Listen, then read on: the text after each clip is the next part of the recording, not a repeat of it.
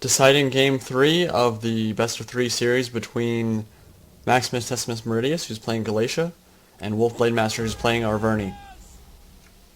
Sword spams for days, boys. We got Arverni and Galatia on Nemo Tichenna. And one thing that I kind of want to point out at the start of this battle that I think is really interesting is that Blademaster actually brought 2 naked swords to the field, and we'll see how he utilizes those, see if he can make those pay off. But personally, in a tournament, I don't know if I've ever seen them utilized particularly effectively. They're such glass cannon units, so easily countered, and that'll be like 1,000 talents down the drain if they don't do a lot of damage here. So we'll see if he keeps them where they are. I don't like the positioning that he has at the beginning. Not that it really matters. Of course, he has time to put them out on the flanks, but if they go head-to-head against Galatian Legionnaires, or even against Galatian swords, for that matter, they're going to lose a lot of guys. They are not meant to be one of those units that goes head-on into melee combat. They have to be one that flanks around and gets a really devastating charge off, because they have huge charge bonus at 36, but they do get wrecked in melee combat if they get charged. So we'll see how Blademaster utilizes those. It is interesting, though, because both players have brought a lot of cavalry. The Galatian player, Maximus Decimus Meridius, brought a noble horse general with Warcry, and he has 2 mercenary Cappadocian cavalry as well. And then Arverni has 4 heavy horse. So we'll see how that cat fight goes, if one progresses or even happens at all. One thing you might see in these matchups, one thing that I really like seeing, is heavy horse charges or Cappadocian charges right up the center to block charges of some of these units. So if one of those Cappadocians manages to get into a naked warrior, that unit's going to die. And if he manages to get it into any of the chosen swordsmen, prevent the charge bonus, that's a really good thing, and the same can be said for Arverni against Galatia. It's really, really nice sometimes, and sometimes completely worth it, to sacrifice a cav unit, charge up the center, maybe lose like a third or a half of the unit to blunt the charge of one of these Galatian Legionnaires or one of these sword units. Could be a very good move. We'll see if either player decides to go that route. At the moment, just some Galatian Raiders in the back being annoying, not doing much. And I like that Blademaster is using the Levy Freeman to kind of screen them, prevent them from getting close to any important units. I think if Maximus could have a choice of what to shoot at right now, it would either be the Naked Warriors or the Heavy Horse. Willing down the HP of some of that cavalry before they ever get into melee is a very nice move, and I think he'd try to be doing that if he could. But good screening from Blademaster. And yeah, you can see there's an attack order clicked on the Naked Sword, so maybe going to run up the center here, do a little bit of damage there if he can. And at the moment, kind of just a barbarian sword stare-off. See who's going to, I didn't actually realize there's a hill there. I thought this was completely flat. I was wrong. I don't know if that's always been there or not. That's interesting. I had never noticed that Nemo Tichenna was not actually completely flat. They can't see each other. Interesting. Anyway, so I think, honestly, if I had to say which faction was better, and this is one of those things where it is down to micro and how each player utilizes their builds. But I do think that Galatia is a little bit of a better faction. I think that Reptilicus's ideas of adding Cappadocian cavalry and the mercenary Syrian archers was really big for them. And with the Galatian Legionnaires being one of the best, if not the best mid-tier sword unit in the game, like they will straight up crush chosen swordsmen in melee combat. Like it won't even be very close. So we'll see how this goes. But looks like a little bit of jab throwing at the naked swords. Actually, they're going to take some losses here.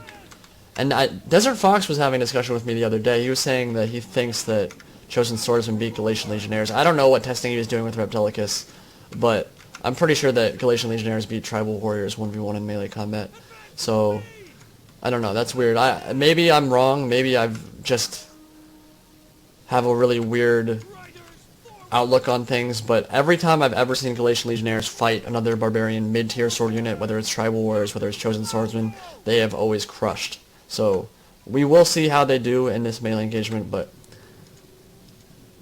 looks like Blademaster's going for it now, and Cappadocians on the flanks are moving. This one's flaring out a little bit more. And it looks like he's matching up to where the naked swords are at the moment. Both actually stop roughly in front of the naked swords. So I think that might be what he's trying to go for. The heavy horse here are going to be in the back, and they should be able to blunt the charge of any Cappadocians that come in, unless he pulls away from that engagement. Out on this flank, Galatian Legionnaire or Galatian Raiders haven't done too much so far. And then Levy Freeman and a couple other meat shields up front. I would expect to go into melee combat and blunt the charge of the Legionnaires before they go in. So there's definitely going to be a clash here soon. And if I had to guess which player had an advantage at the moment, I would say that whoever uses their cavalry better. Of course, that's going to be a huge part of this battle. Both players put a significant amount of money into their cavalry. But I do think that, micro aside, if one unit just clicked one unit and they went all down the line doing that, I think that the Galatian main line would win here. So I think Blademaster is kind of at a slight disadvantage. But again, with the Barbarian Sword Rushes, it's one of those things where either player can easily take the field. It's just going to come down to who can blunt each other's charges. And yeah, this I don't like. Like, I don't think the Naked Swords are going to have time to get out to the flank here. And here come some charges up the center, I think. Noble Horse going to charge in. He's going to pull out. Cappadocians both targeting on the Naked Swords. This could be huge right here.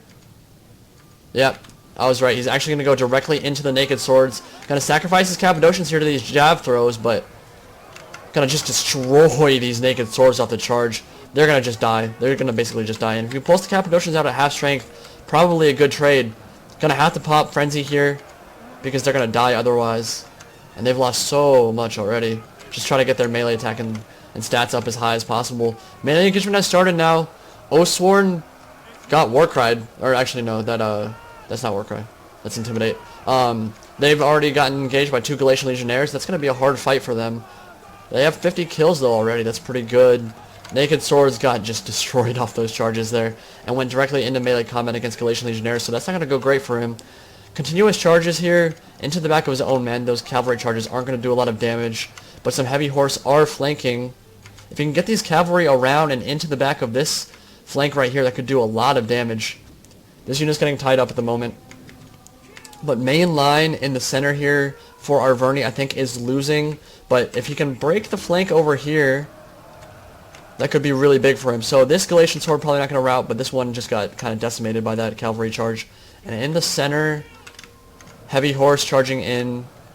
Actually going to activate wedge formation and maybe try to pull through. Yeah, interesting use of wedge formation there. I like it. I like it. Oathsworn engaged with Galatian swords over there. They should have no problem winning. And the Noble Horse are at 59 out of 60 men, and they should be free to get around behind. If he can pull in there, that main line in the center there for Arverni is going to die. And main line right here, some more of it. The Chosen Swordsmen are getting wrecked by Galatian Legionnaires. Absolutely wrecked. So, decent use of the Celtic use here, throwing in some jabs. That's important. But the main line over here just crumbled for Arverni, and Noble Horse are free, haven't really taken any losses at all. We'll see if the Heavy Horse can get a good charge. Not a great formation from the Noble Horse, to be honest. But actually, if he just wants to pull through, that is probably a good formation for them, and he's going to be able to, yeah, he's just going to pull through there, pull away from the Heavy Horse, who are now going to go in to charge the Galatian Legionnaires from behind, but smart for Maximus. He's going to actually hammer and anvil the cab unit. They just hammer and anvil. So that heavy horse is going to die. It was a good charge from them, but right now, still pretty even. Oathsworn winning over here, of course, but they've taken a beating. They've already lost 40 men, up to 174 kills, so that's good. Some Galatian Legionnaires in the center here for Galatia are wavering. But the Oathsworn general is down. He's really hurt at this point. This has been a really good use of Intimidate so far from the Noble Horse and from Maximus. He actually can't refresh the fatigue on his Oathsworn because they keep getting intimidated and he can't use any abilities. So that's really good from him. And their fighting prowess right now is not great. Like they've done a decent amount of damage, like 123 kills, but so far that Intimidate has actually made a pretty big impact because I think they'd be doing even better if they weren't continuously getting intimidated. So Noble Horse are free, and their impact I think is going to start really start to get felt, I think, because there's not a whole lot on the field left. Actually, no, I lied. There's a heavy horse right here. If he can bring that in, he could maybe kill the general, and that would be big. Galatian swords over this side, killing Chosen Swordsman. Oh, he pulled through. Maximus got away from that engagement. It was a thin line of Oathsworn, so not a big deal that he pulled through that. Relatively easy to get away. And now he's going to commit to some of the Galatian swords over on this flank. Not sure I like that the Chosen Swordsmen are in shield wall right now because they're going to beat Galatian swords anyway. but I'm not sure. And then in the middle here, Oathsworn, they are in red fatigue. General might be, yeah, General just died. That's big. That might be the game changer right there. This Oathsworn is probably not going to be alive for too much longer if it continues to get hammered and anvilled by the Noble Horse. Somehow Galatia actually won the right flank as well. And this has definitely started to shift in Maximus's favor. But he does have some cavalry still in the field. If he's able to get into this melee blob from multiple angles with his cavalry, he might be able to cause a chain rout. He does have an Oathsworn unit with 63 men, and that's going to be his trump card. If he manages to kill his Galatian Legionnaire without them doing too much more damage, maybe he has a chance. But yeah, this has definitely shifted in Maximus's favor. There's no question. He's got a Celtic Youth out there. 89 men, but they can't turn around because they'll get killed by the Galatians. Levy Freeman there, not doing anything. Heavy Horse are going to die. They're going to lose over there as well to the Noble Horse. Good charge here from the Arverni. But I'm not sure it's going to be enough. Balance bar is lying at the moment. Says it's 50-50, but there's just so much on the field for Galatia at the moment. A lot of almost full strength swords. Almost 100 men in some of these units. And the Heavy Horse are going to die really soon. Like, he doesn't have a whole lot to commit to melee anymore.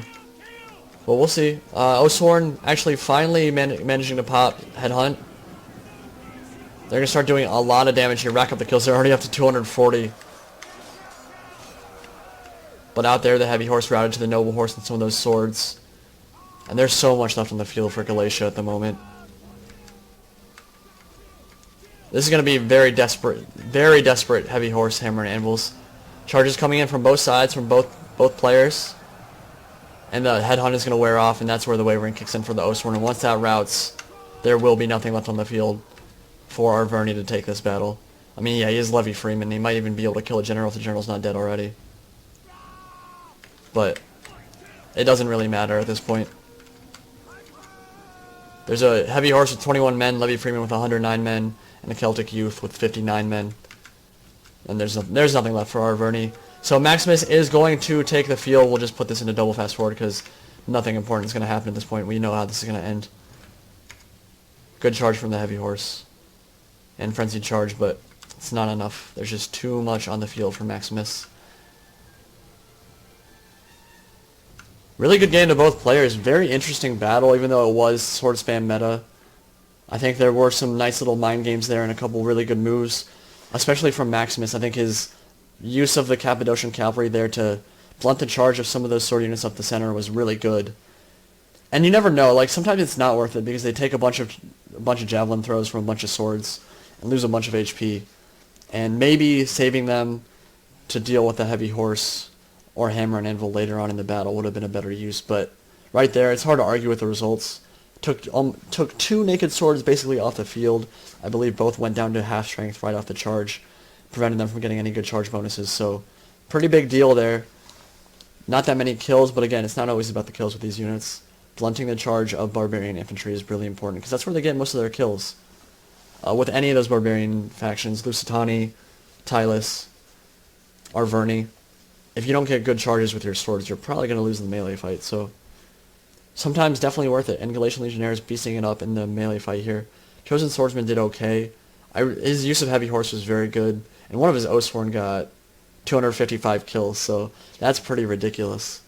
But overall, I think Maximus took really good engagements there.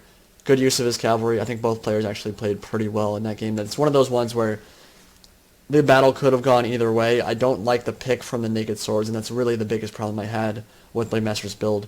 If you're going to use them, don't use them in the center of your formation because they're not going to beat anything. Like, even if they took a charge from like a Galatian sword, which is a really low-tier sword unit, a decent low-tier sword unit, but even if they take a charge from one of those, they're going to go down to like 90 men and lose a lot of their killing power. So I really think that keeping them out on the flanks and then engaging once other units had already engaged, flanking around, getting a rear charge off would have been a much better use.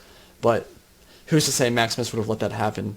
If you put these guys on the flanks, then the Galatian Raiders can do a lot of damage to them as well. So kind of a damned if you do, damned if you don't. But that's kind of why you don't bring them in general. I don't think they're a very good use of talents. I think two or three Celtic warriors would have been a better use of talents there. In general, though, really good game to both players. Maximus Decimus Meridius, congratulations, sir. You will be advancing to the finals of the Milk and Cookies TW tournament.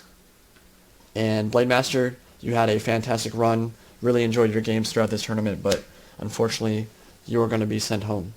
So, good game to both players. Again, congrats to Maximus Decimus Meridius. And the next semifinal matchup will be Wolf Mad Slinky and TGR Obelix. So really looking forward to that matchup as well, and I hope you guys are too. Indie Pride signing out. Peace.